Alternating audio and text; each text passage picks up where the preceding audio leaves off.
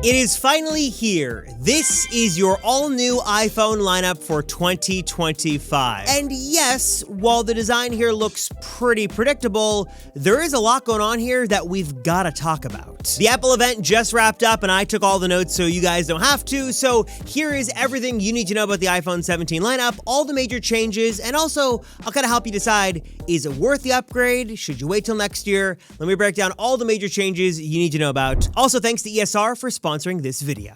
So let me kick things off with the obvious. This is about the lineup that we expected to see for 2025 and heading into 2026 as sort of the latest and greatest from Apple. You've got sort of your base entry-level iPhone 17 that packs some nice upgrades, but not going to be the most earth-shattering thing ever. You've got this all-new super slim, super thin Air that is really meant to be a big departure from anything we've seen before, at least since the days of really thin phones back with the 6 Plus, and we all know how that ended, but come back to that more in a moment. And then, of course, the tried, true, most expensive, feature-packed Pro and Pro Max. So Apple's hoping kind of the Goldilocks effects here, that there's sort of a little something for everybody. If you want all the features, you go Pro or Pro Max. If you want an entry-level model, you go with the 17. And if you want something super lightweight and you're okay making some kind of substantial compromises, the Air is sort of right there in the middle. That gives you most of the features of what you'd want in a phone that is much slimmer and thinner than any other models in the lineup.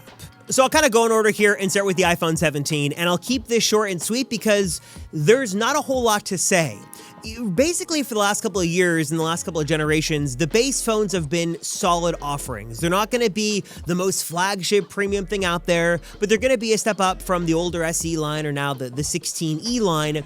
And you're getting some great cameras. You're getting some new colors this year. You're getting a nice large 6.3-inch display, OLED. And of course, I think one of the biggest upgrades to the 17 this year is ProMotion. Finally, Apple caved, and they're bringing 120Hz ProMotion to the iPhone 17. And really, I think that in and of itself is a major upgrade because despite any RAM improvements or new silicon, all that stuff doesn't really matter. Just having essentially now double the hertz of the display is going to make the phone feel way faster. So if you wanted a phone that's felt snappy and smooth and just seemed to fly through things better than the other phones, the 17 sort of has that effect now just because, for better or worse, it's got ProMotion 120Hz. The iPhone 17 on its own, it's a fine phone, and especially if you don't want to make huge compromises with camera or battery life, this might be the phone to go with. But if you really want something that looks different, that feels different, and you want to get a little experimental this year, that is where we get with the slimmest and thinnest iPhone we have seen in years, the iPhone Air. Some of you might have noticed that this phone in the 4-phone lineup is sort of taking the place of the guinea pig phone. For years, Apple has been experimenting with what to do with their 4th phone. They tried the mini phone for a couple of years. I know some of you guys love that. Didn't really pan out in terms of sales, had too many compromises. They tried the Plus phones, which seemed to be actually pretty popular, but I guess it didn't give Apple the traction they wanted. So now they're trying something new with sort of embracing this Air theme. It's slim, it's thin, it's lightweight, and yes, you will be making some pretty major compromises, but it definitely is the most unique phone in the lineup. It is unlike anything we've seen on the iPhone for years, basically since the days of the good old 6 Plus. Who remembers what happened with that phone? And all of that drama hopefully will be avoided. Apple learned their lesson this time around. And what you have is a very premium, flagship phone that is really going to be a departure from anything we've seen. And if you want something totally new and a little experimental, then you're probably going to love this thing. And I'm sorry for stating the obvious here, but I've got to say it. With very few exception, what we've seen so far with the iPhone 17 lineup has been very, very predictable. But what's very unpredictable and can be kind of horrible and random is the ways in which you can damage your brand new $1,000 plus iPhone, which is why I always recommend that you pick up a case for your brand new iPhone, and nowhere better to go than my friends at ESR. They've been hard at work crafting a beautiful collection of accessories and different cases that you are going to love for your new iPhone, no matter which model you go with. But one of my favorites that I got to check out a little early is from their CyberTough series. This case is incredible for many reasons. Number one is look at the amount of protection you get all around the iPhone. Buttons, ports, everything here, screen, camera, obviously, it's all protected very, very well, but you're also still getting full functionality here. So you can still easily press all those buttons. You're getting easy access to the port, the speakers. With 23 feet of drop protection, you can actually use your phone and not be afraid that one moment of Butterfingers is going to send your phone crashing into a million pieces. And also what I loved is sort of the extra attention to raised protection here and a 4-layer system here around camera control that protects it, but also still gives you full functionality for all the swiping and zooming. Of course, you're also getting that sweet stash stand that ESR is known for. Just pop this thing out. Also, 2 times stronger magnets in here, so your MagSafe accessories, not only are they going to work, but they're going to be stronger and better. And of course, they've also got their Armorite series of screen protectors here that are super easy to install. This is backing some super high quality Corning glass technology. This is the same company that makes the iPhone's cover glass, so it's going to be super strong, super durable, and also extremely high quality. You owe it to yourself to protect your new phone. So check out what ESR has got to offer today at the link right down below.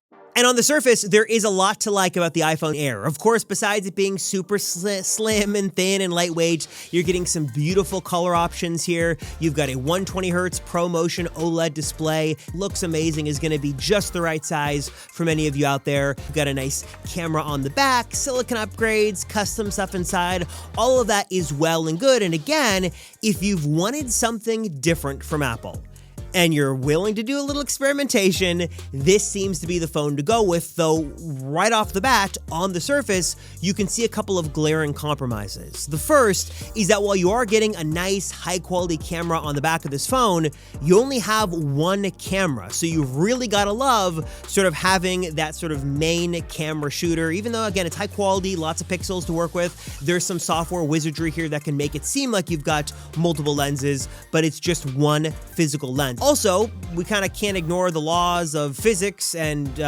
size and things like that.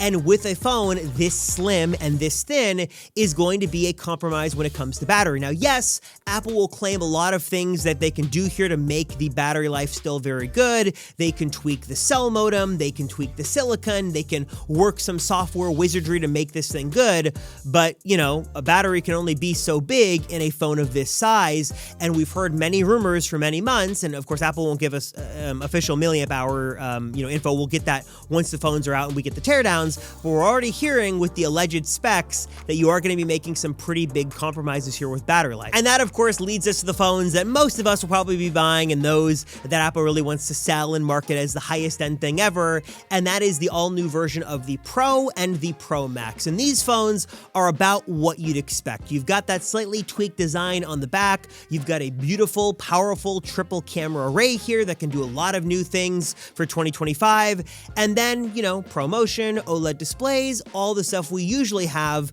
Really, with this phone, Apple's kind of doubling down on the Pro features. So they're trying to make the camera more versatile, upping the megapixel count on a couple of the lenses here to give you more versatility. You've got some more versatility when it comes to the zoom of that optical lens, more video options, just sort of the stuff that we always see. But I think really with the Pro phones, if you are making a living with your phone or you really care about the cameras, then these are going to be, of course, the newest ones. They're the most versatile, the most powerful, the most flexible cameras you can get on an iPhone. You also, of course, have silicon upgrades here. You've got some all new colors. I love that orange color. Looks amazing. Curious to know what you guys think about that. And it's kind of like the same story we've gotten every year. The Pro phones get more Pro.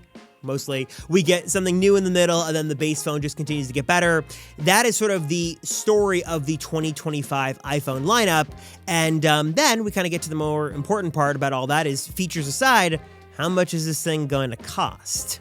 So the 17 starts at $799, the Air is coming in at $999, Pro is $1099, and then Pro Max is $1199. So pretty much basically standard iPhone pricing that we were expecting. And with all that being said, here's kind of my 2 cents really quickly here on buying advice. Again, if you want to be a guinea pig and you want to try the latest and greatest phone that is a little experimental for Apple, the Air line is going to be that phone. It's definitely a departure from the norm and different from what we've had before. The 17 phone is a bit more interesting. If you want just, Goldilocks, not too much, not too little, something just right, that kind of seems to be the 17 this year. You're getting, solid battery life, hopefully. You're going to get a good camera experience, good silicon, good colors, good display, ProMotion, all that stuff. It's just going to be the most solid iPhone experience you can get. And it's a step up from the 16E and older generations of phones that might have been a little bit more limiting. If you want to go sort of have everything, you want all the bells and whistles, pixels, in terms of camera and video and photo settings, in terms of new colors, and also just in terms of power of the phone and size and battery life and all that fun stuff. That is going to be the Pro and Pro Max. And I feel like most of you out there are either ready to jump in and pre-order these things or you don't care. If you're wondering what I think if you're 2 or 3 generations behind, like if you're on a 14, jumping to the 17 series this year is probably a solid offering. There's been enough that has changed over the last 3 generations now that would make it worth your while to upgrade. So as always, I'm curious, guys, your thoughts on the awe-dropping event. Is your jaw on the floor? Are you in awe from what Apple announced? Are you kind of a little lukewarm to the whole new kind of lineup? But let me know your thoughts down below. Are you pre-ordering? What are you going to get? Drop a comment down below. Let me know your configuration. And we can all marvel in new phones together when they're coming out soon. Appreciate you guys watching. Thank you so much. I'm Robert Rosenfeld from the Apple Circle, and I'll see you all in the next one.